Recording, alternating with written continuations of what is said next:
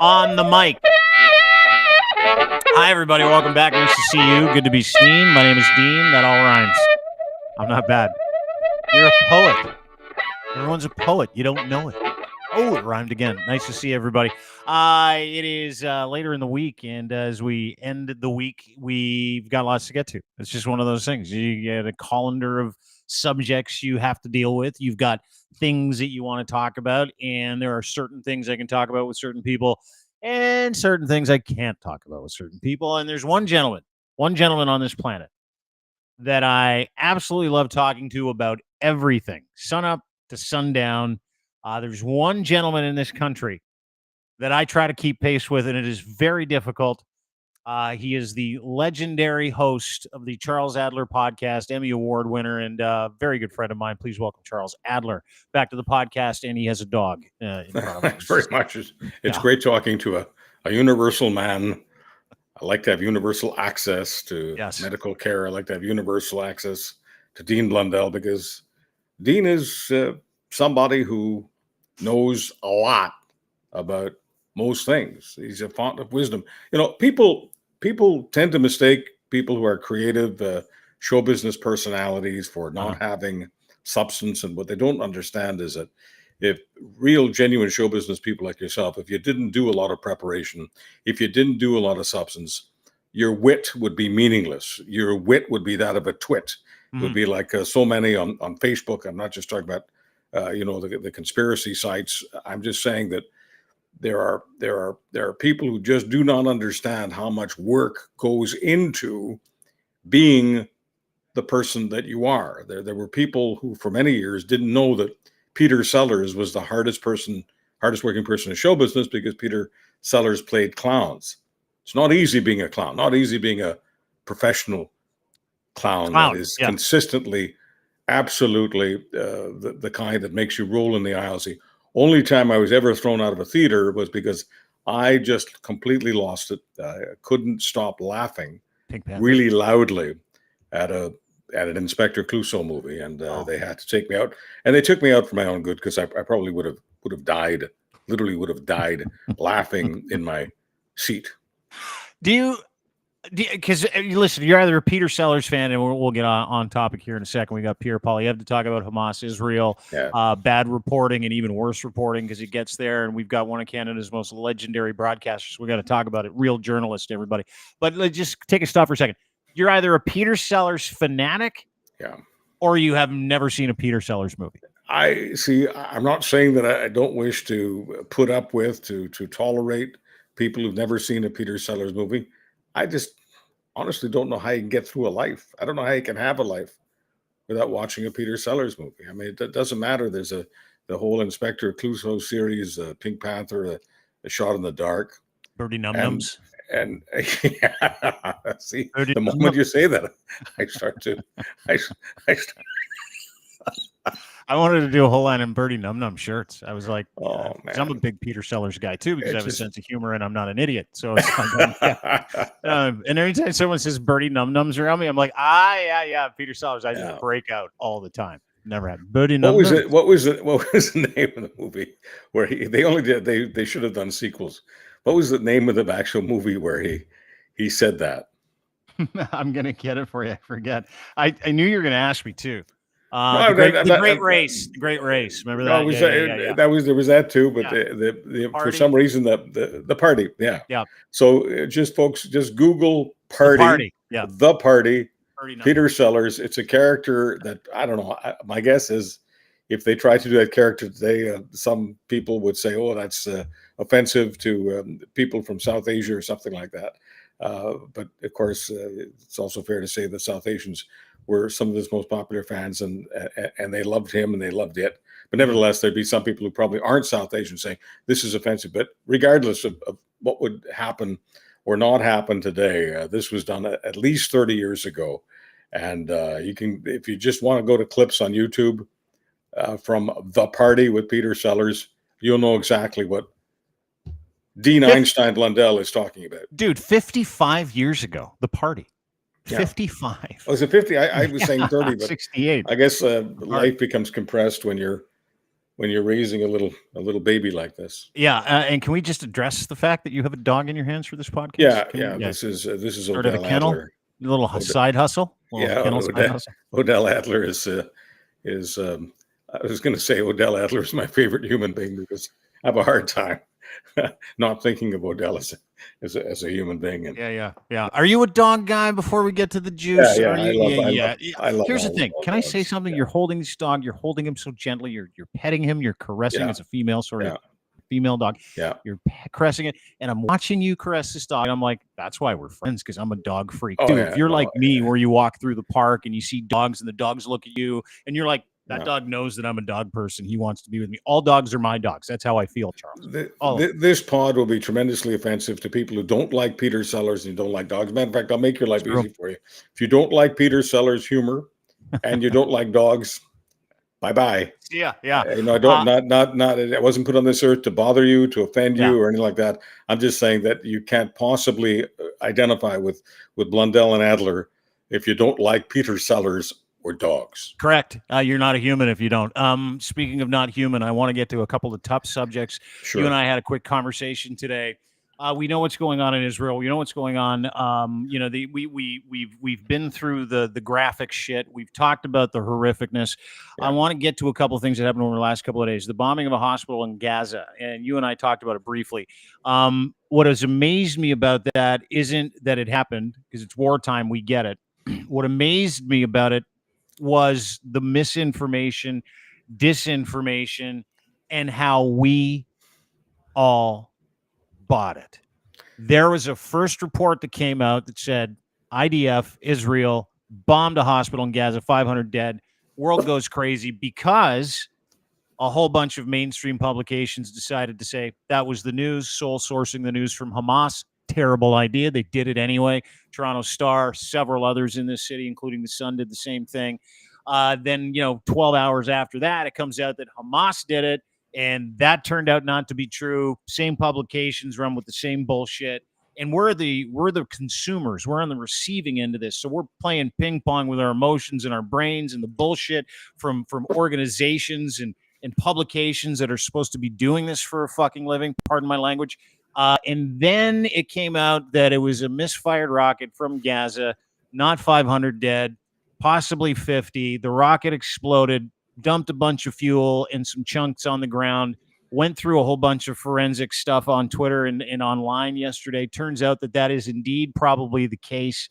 But for 24 hours, Chuck, we had news that wasn't news being considered news that was being rammed down our throats again.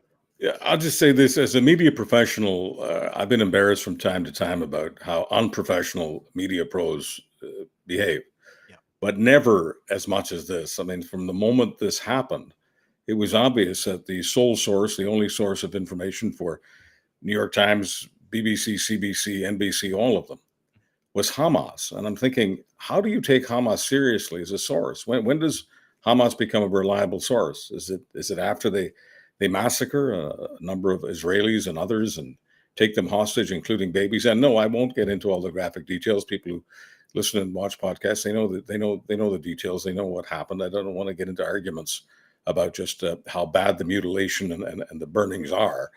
Suffice it to say that several hundred Israelis and others who were in the area who were burned to death were burned in a way that is something that even experts may not figure out who they are. They're trying to identify them, hundreds.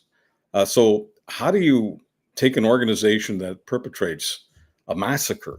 And in terms of the actual numbers, 15 9/11s. If you take the proportion of people who live in Israel compared to the United States, it's like 15 9/11 events were created in that very, very short time frame on the 7th of October. Now, how do you take an organization that perpetrates mass murder? How do you take them seriously as a source? But it was only Hamas that was offering the information, as they called it, that Israelis had bombed, and they were saying deliberately bombed, a hospital.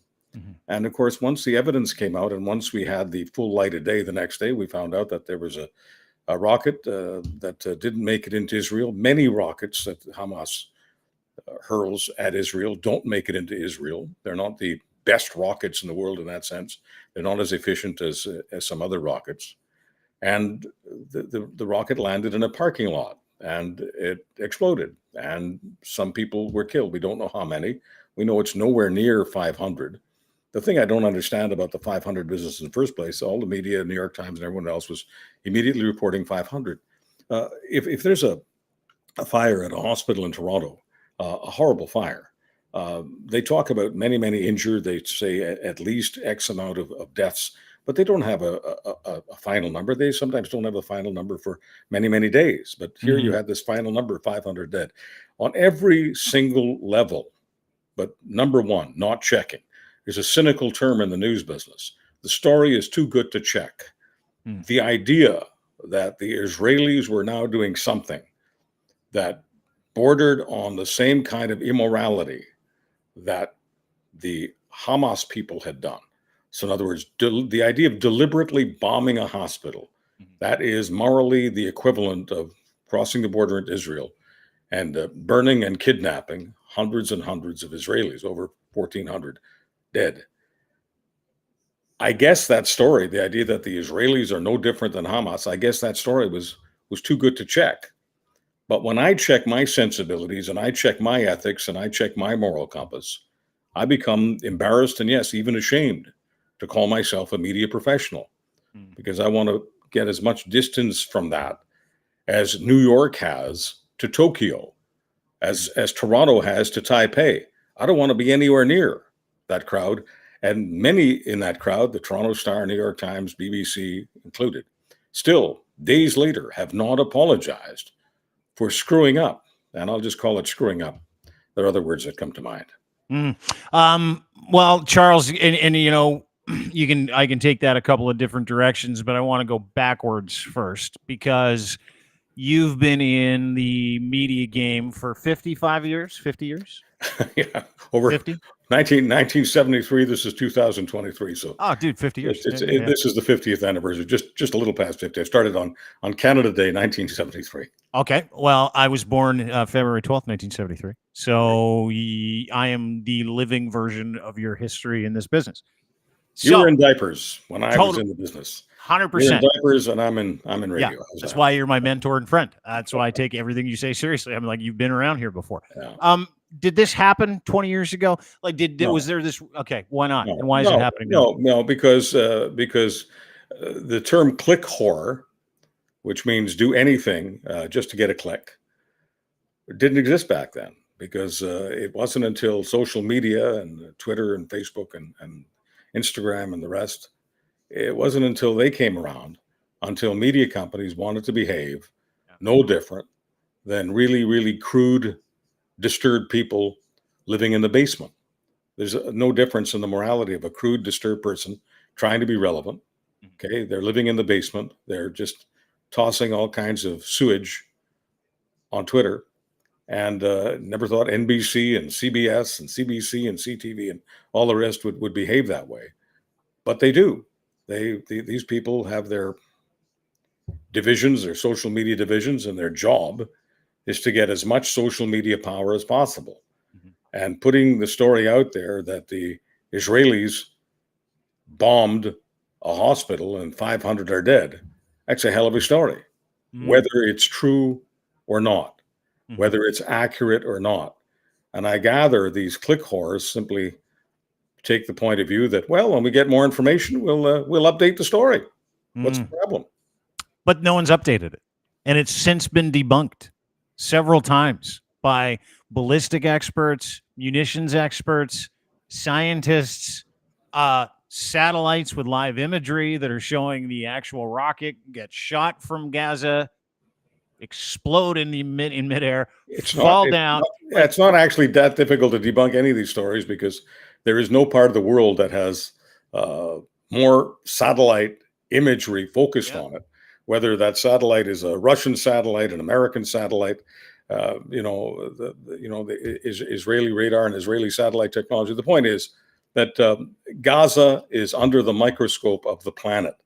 Yeah. And if the Israelis had done this, the planet would have figured it out very, very quickly. And I'll tell you this, the warmth that Joe Biden exuded on his visit to Israel, there would have been no warmth had the Pentagon told him that the Israelis had done this. The Pentagon told him the truth.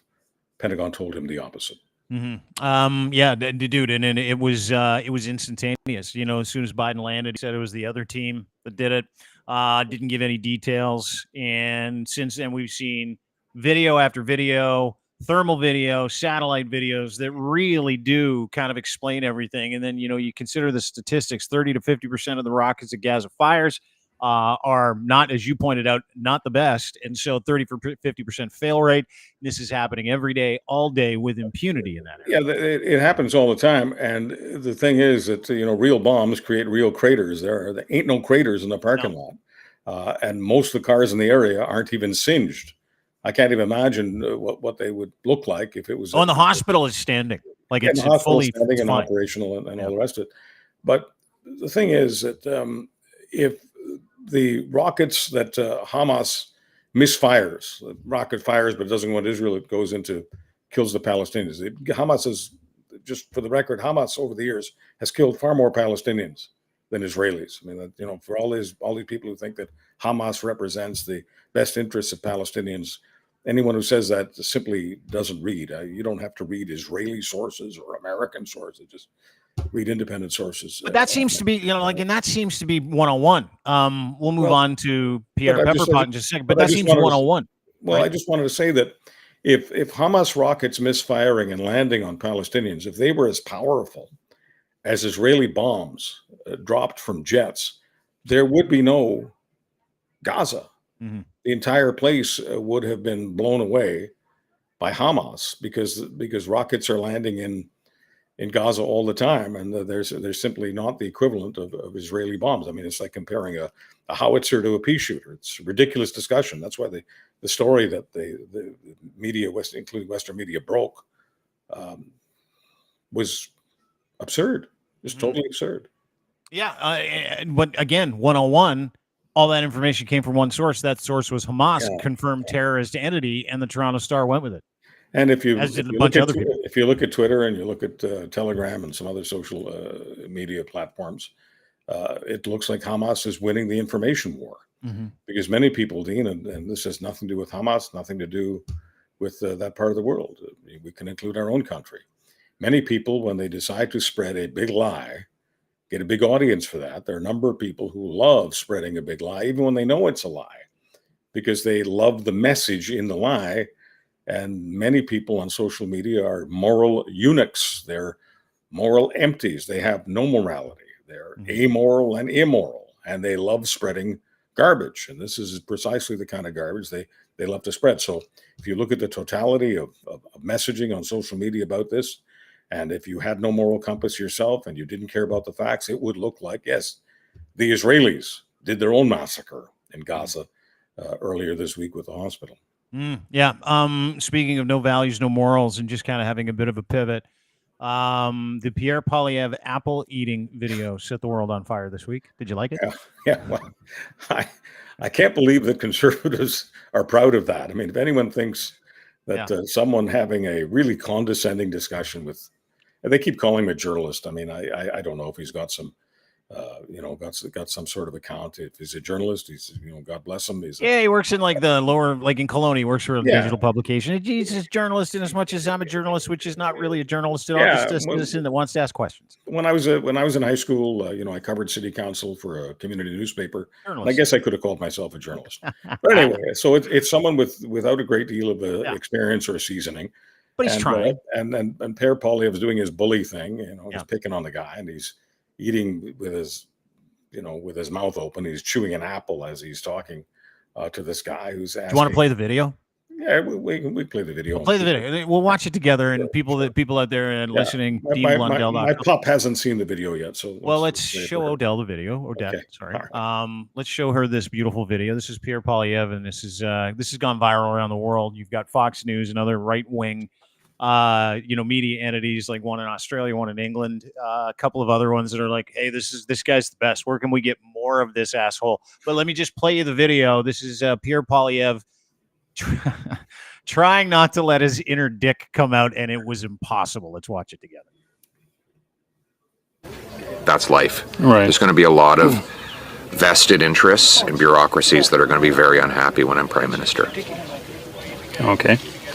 On the topic, I mean, in terms of your sort of strategy currently, you're obviously taking the populist pathway. What does that mean? Well, appealing to people's more emotional levels, I would guess. I mean, certainly you tap very strong ideological language quite frequently. Like what? Left wing, this and that, right wing. I mean, it's that type of ideological thing. I never really talk about left or right. Anyways, I don't really believe in that. Okay, a lot of people would say that you're simply taking a page out of the Donald Trump book. Like which people would say that? Well, I'm sure a great many Canadians, but like who? I don't know who, but well, you're the one who asked the question, so yeah. You must know somebody. Okay, I'm sure there's some out there, but anyways, the point of this question is, I mean, why should Canadians trust you with their vote, given not just the sort of ideological inclination in terms of taking the page out of Donald Trump's book, but what are you also talking about? What page? What page? Can you give me a page? Give me the page. You keep saying in terms of turning things quite dramatically in terms of Trudeau and the left wing and all of this. I mean, you make quite a it's quite a play that you make on it. So I'm not just sure. wondering. I don't know what your question is. Then forget that. Why should Canadians trust you with their vote? Common sense. Okay. Common sense for a change. We're going to make common sense common in this country. We don't have any common sense in the current government. What do you think? And let me just preface, I've got another video that answers this video because, he's like, where are you getting that? I'm not left wing. I never make fun of people. I never say woke extremist. I've got an answer to that in a second. But what do you think of the entire vibe, the apple eating, the condescension, and the straight up disrespect for an individual? I was told in the business a long time ago that it was perfectly okay for me to pound on politicians, professional hustlers, people like Pierre Poilievre. But it was not okay for me to pound on the kind of person that was pounded on by Pierre Poilievre. And the simple sentence was, Chuck, it's beneath you to punch below your weight. Nobody respects someone who does that. And so for those people who do have respect for what Poilievre did to this guy, I mean, good luck with that so-called life that you're living and the so-called values that you believe in. But it's very, very difficult for most people to respect a bully. And that's what this guy was and is, an apple-eating bully, appealing to people who enjoy seeing bully behavior. And people always talk about wanting role models for their kids. Well, if Pierre Poilievre is a role model for your kids, pray for your kids. And you're a terrible parent. There's the other part of that, right? Like, and you know of him. Has he always been this much of a dick? Yeah, like, has he always been this much of an ass to people? That's who he is. He likes finding people who are rubes. People he thinks of as rubes. Weak people. Like cruelty is the greatest form of weakness, and he will be cruel to anybody he can be, right? Cruelty is not a bug, it's a feature. But you have to ask yourself some principled questions in this life. Do I want a cruel person leading the government of Canada? Because it's like saying that you don't want public service, you want public cruelty. And remember, when a guy like Poilievre gets affirmed for being cruel, thousands and thousands and perhaps millions of other Canadians will want to behave just like him. Cruelty will become our national pastime. We tolerate a certain amount of cruelty in hockey, which is our national pastime. But that's controlled cruelty. We've got refs. Who's the ref that's going to blow a whistle on Pierre Poilievre? The only one who can do that is the voter. And the voter, in their loathing of Trudeau, their dislike of Trudeau, their boredom with Trudeau, whatever it is, if the voter that wants to toss Trudeau feels that the only way to toss him is to give the bone to Pierre Poilievre and to give him the keys to the PMO, well, pray for the country. Yeah, well, and that's the thing, right? The embarrassment of that's gone worldwide, and the people that are supporting that, it's the regular people. It's the people that are okay with selfishness and meanness, the people that need it to win as a strategy. Well, I just don't know how any voter, I don't care what part of the country they live in, I don't care urban, rural, I don't want to get into all the demographics, diverse, non-diverse, white, non-white, I don't care. I'm just about human beings here because I talk to human beings. That's all I think about. I don't think about speaking to specific demographics. It's not how I operate in my life, professional or otherwise. And so I don't care who you are. If you're a human being and you can watch that video and enjoy what you're saying and convince yourself that, yeah, that's prime ministerial. That's exactly what I want as prime minister. Well, good luck to Canada, or as I sometimes say, pray for Canada, for those people who pray, because God help us if our leaders are like Pierre Poilievre. There's nothing good comes from that. And the crazy thing about all of this is, he talks about common sense. Common sense tells you don't talk with your mouth open. Common sense. If I were to sit here, chewing on carrots and apples while doing an interview with Dean Blundell, most people would say, Chuck, that's not funny. But most important, that's just not respectful. It's not just not respectful of Dean Blundell. It's not respectful of those people who are watching and listening. Don't chew carrots or apples and talk at the same time, especially if you're talking about something of substance. A few moments ago, we were talking about life and death and a massacre in the Middle East.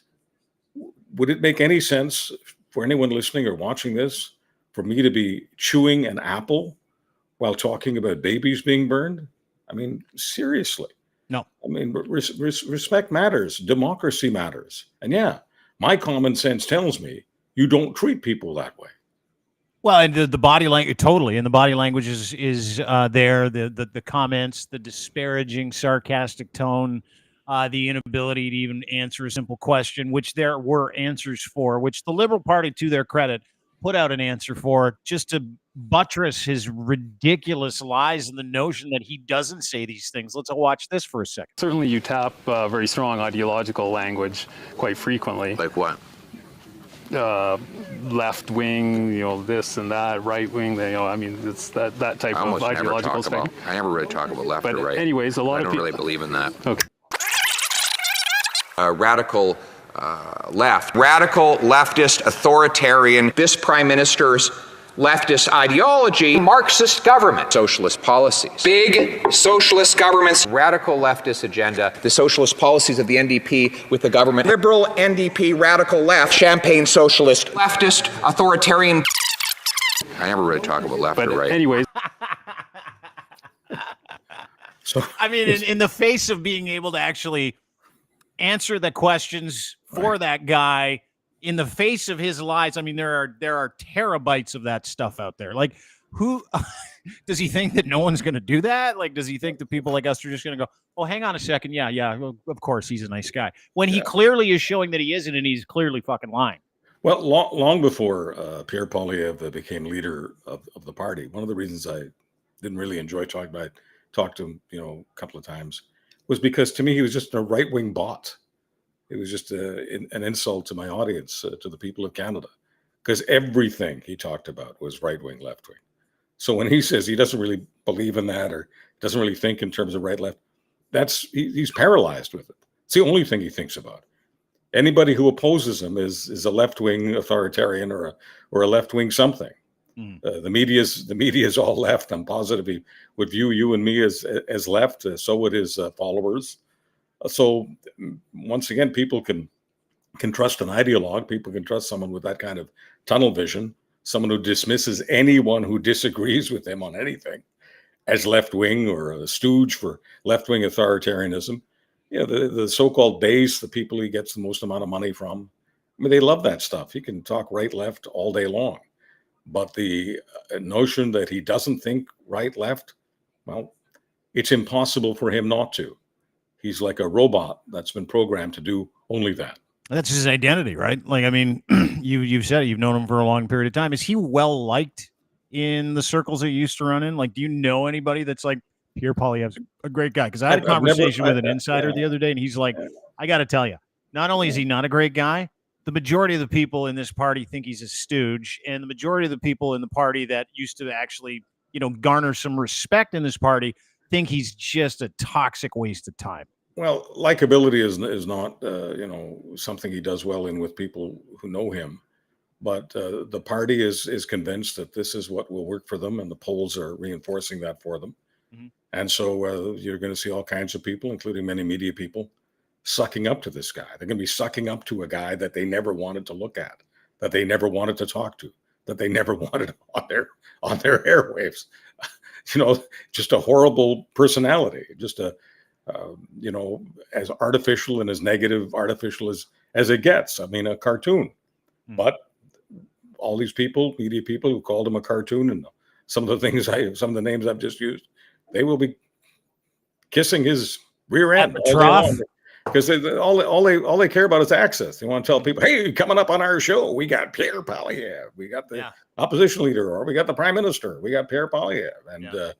And for many media people who don't play that game, their bosses will curb stomp them, because you got to remember that if you're in the business, if you're in the media business and you have no personality, you have no original thinking, you have no reason to believe anybody will want to pay a lot of attention to you. You need to bring on the guests with some star power. So in other words, if you're a non-star and you're a non-starter, you're the horse that never finished.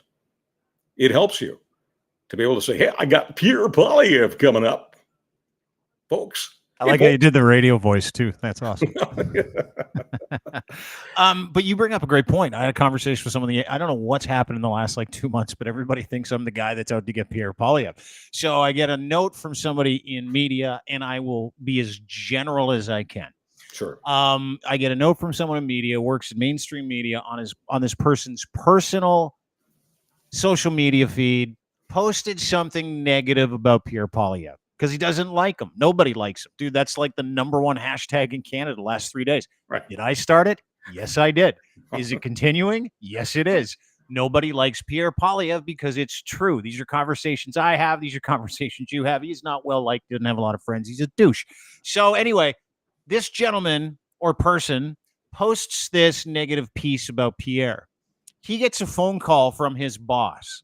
Says, can you come into the office? Comes into the office. And they say to him, did you post something about Pierre Poilievre? He's like, yes, I did. Well, you need to take it down because the Conservative Party of Canada has lodged an official complaint with the owners of this company. And we want access to him if he becomes the prime minister. So you need to take that down. And the person was like, okay, because he likes his job and he takes it down and he sends me the entire exchange. And I'm like, oh my God, this is perfect. I can't wait to tell Chuck, because you and I talk about this all the time. Yeah. We talk about politics and media, fast friends, executive relationships, and that stuff. And to your point, these underbellied, soft, yellow losers, these cowards that sit there and go, well, don't upset Pierre. Make sure you lose. The guy is gaslighting hatred around the country, and our media outlets are trying to be nice to him just in case he becomes the prime minister, and they're being proactive because the incredibly soft Conservative Party of Canada, who aren't acting soft, right? They're like cancellations this, censorship is that. They're censoring media partners of theirs because they don't want bad press, because they need all the help they can get. Is that not just like the most incredibly typical example of what is going on with this group? To me, it is. It's obviously not just pigeons that have testicles, what can I say? I mean, if these people in show business had any respect for their own product and their own talent, they wouldn't be worried about Pierre Poilievre deciding not to share the stage with them. I mean, I remember many years ago, some people were saying, you can't say that about, the prime minister, the premier, whatever it was. And I said, why? Because the guy won't come on your show. I said, who cares? Mm-hmm. I mean, if I depended on politicians coming on my show, I'd be in a rooming house, with nothing but a hot plate and a black and white TV. Yeah. I mean, I would forget about it. Mm-hmm. I don't interview very many politicians. I've never depended on politicians being on my show. And for people who go out of their way to do room service for politicians, their opinions don't matter. Not to me. Their personalities don't matter. They don't have any personalities. Real people in show business do not need Pierre Poilievre on the couch to get people to pay attention to them. I think the idea that you do is look at CPAC. I don't want to do a Pierre Poilievre on CPAC. Do I have to look at CPAC? Are you telling me to watch it? Well, I'm just saying that there's a classic example. All the politicians are happy to appear on CPAC. Mm-hmm. Well, of course they're happy to appear on CPAC. It's a day on the beach. They're not going to be challenged. And so no company has an easier time having access, guaranteeing all of the political players in the system because they're guaranteed no challenge. A fellow years ago was executive producer of a well-known national show. And he thought that maybe he'd go for ratings because the well-known national show only got ratings in Ottawa, like a lot of so-called well-known national shows. And he thought maybe he'd go for ratings and hire me to be the host. But he was told not to because here's the language from on high. Chuck Adler doesn't guarantee a safe harbor. So if I hosted the national show, there are politicians who would not come on because it's not a safe harbor for them. It's not a day on the beach. It's not an interview with no challenges. It's not an interview where the politician lays down the talking point and Chuck Adler says, that's a very interesting point you've just made, sir. I never heard that before. I wonder if you could give me some examples. Help me understand what you're trying to say, which is the equivalent of saying, you are a serial liar, but I want to give you a chance to back it up. Give me some proof.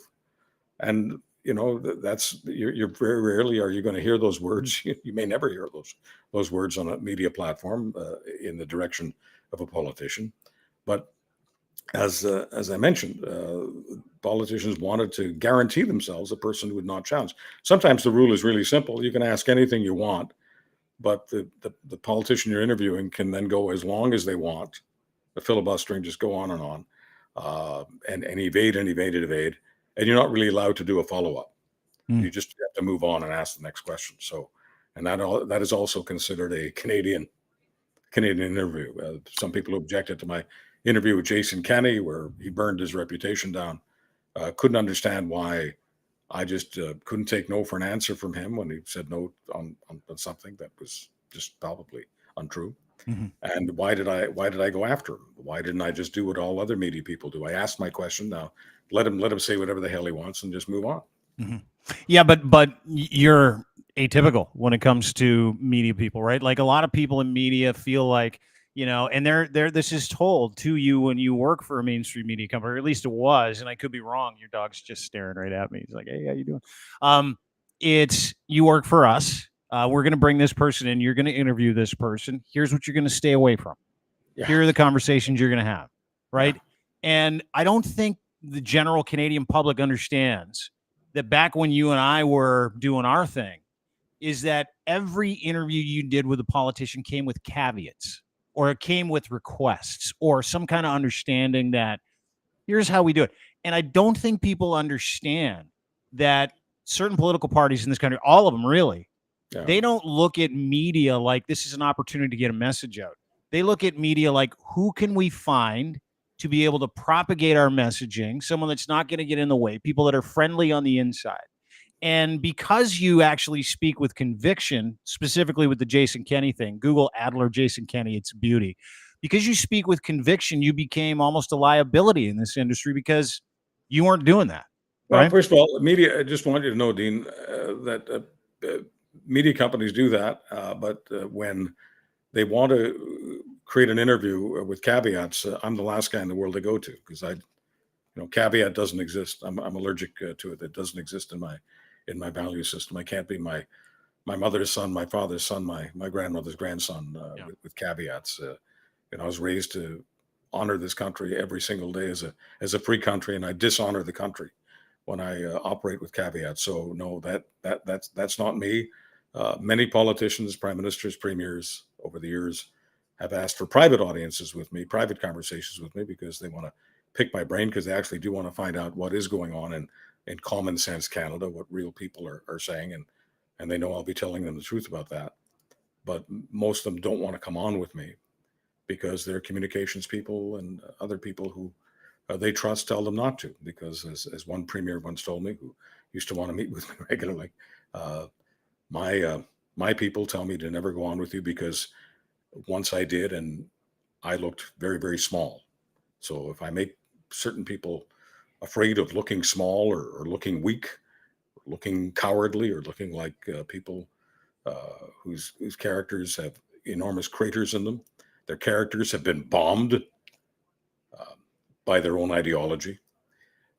Those people, yes, they enjoy having private time with me, but not public. Well, I enjoy our public time and private time. Huh? That's the best part of our relationship. Is like 2 hours ago, you're just giving it to me on the phone, and I'm like, yes, sir, yes, sir, yes, sir. Whereas, like, if I was a political guy, I'd be like, what are you talking about? I don't know what you're talking about. I'm not going to be seen with you publicly either. But I mean, that is what the world is missing out on now, is that input from people like yourself that'll be like, hey, let's talk about this. Let's have a conversation. And the connective tissue of vulnerability in those interviews that seem to be missing in every political interview now that happen, right? Where, I love when a politician says, you know what? I don't know. I don't have an answer for that. And Chuck or Dean, that's a great question. Like Nate Erskine-Smith's one of those guys. I don't know many politicians that I'd say, you know what? I don't want to have a conversation with that guy because they're just going to repeat talking points from their ideology and their party and the people that tell them what to say and do.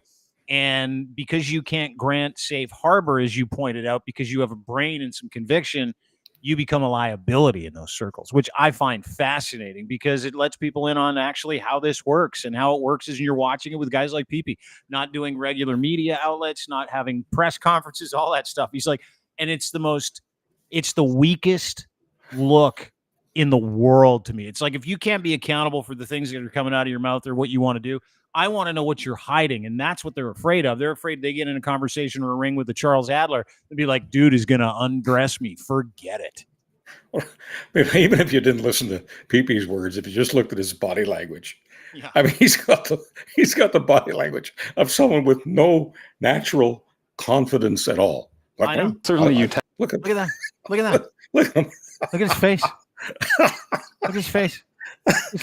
Look at not inches. He just looks like he's in pain. Like he looks like he suffers from some of the worst psychopathy that is undiagnosed. And he looks like he has to go to the bathroom all the time. Yeah. And anytime someone asks him a question, anytime someone's like, hey, can you tell me about this thing you said? He's like, well, I don't know what you're talking about. You're stupid. And I'm like, oh my God. What's that thing that, people have tablets or sometimes the powder if they have constipation? What's that? Oh, Metamucil. Yeah. I mean, but that's what Pierre Poilievre looks like. Like Metamucil's #1 customer. Yeah, he looks like he's got a dookie. I can't. He looks like he's got a dookie.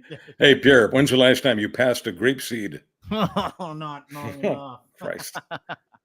Anyway, great to chop it up with you today. Charles Adler, ladies and gentlemen, the host of the Charles Adler podcast. You can get it anywhere you get your fine podcasts, Google, Apple, Spotify, etc.